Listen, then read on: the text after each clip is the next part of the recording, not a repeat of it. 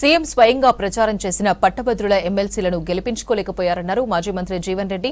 5 ఏళ్లు మండలిలో అనుకుంఠిత దీక్షతో పోరాటం చేశారన్నారు. అన్ని రాష్ట్రాల సిపిఎస్ అమలు చేసినా తెలంగాణ రాష్ట్ర ప్రభుత్వం అమలు చేయలేదన్నారు. కాంట్రిబ్యూషన్ పెన్షన్ కోసం ఏ ప్రభుత్వం ఉన్నా శాసనమండలిలో నిలదీశారన్నారు. జగిత్యాల జిల్లా కేంద్రంలో రాష్ట్ర ప్రభుత్వ రిటైర్డ్ ఉద్యోగుల సమస్యలపై చర్చించారు మాజీ మంత్రి. రిటైర్డ్ ఉద్యోగుల సమస్యల పరిష్కారం కోసం వెన్నంటి ఉండి కృషి చేస్తారన్నారు. కాంగ్రెస్ కు రాజీనామా తర్వాత ప్రజా సమస్యల పరిష్కారానికి పోరాటం చేస్తున్నారు జీవన్ రెడ్డి. 3 సంవత్సరాల కాలం గడిచింది.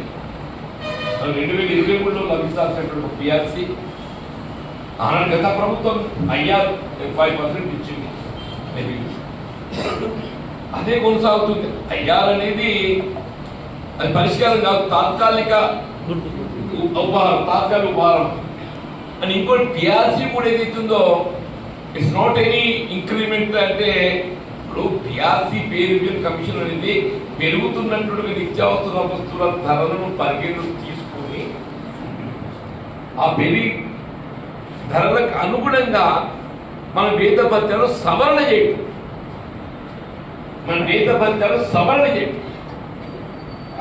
అది ప్రభుత్వ బాధ్యత. కేంద్ర ప్రభుత్వమే కానీ రాష్ట్ర ప్రభుత్వమే కానీ ఏ రాష్ట్రమే కానీ పట్టభద్రులు నాపై విశ్వాసంతో ఒక ప్రతిపక్ష గొంతుగా ప్రజా గొంతుగా వేసిందో ప్రశ్నించే గొంతుగా మా వాణి శాసన మండలిని వినిపించి మా సమస్యలు పరిష్కరించబోతుందని చెప్పని నాపై బాధ్యత వచ్చింది.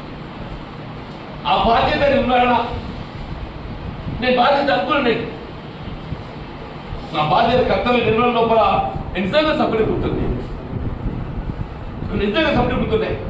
అలా మొత్తం రికార్డు తీస్తే చెప్పండి. నేను ఈ అంశమే కానీ ప్రతి అంశమే టచ్ చేస్తూ ప్రతి అంశం నాకు అదృష్టం ఏంటంటే ఎక్కువ కదా, అది కూడా నాకు అసలు అదృష్టం. సభలో ఏ చర్చ వచ్చినా కానీ నేను నాయకుని కాబట్టి, ప్రతిపక్ష పార్టీ నాయకుని కాబట్టి ప్రతి అంశం మీద మాట్లాడడానికి అవకాశం లభిస్తుంది. దాన్ని వినియోగించుకున్నాను నేను ప్రతి అంశం మీద.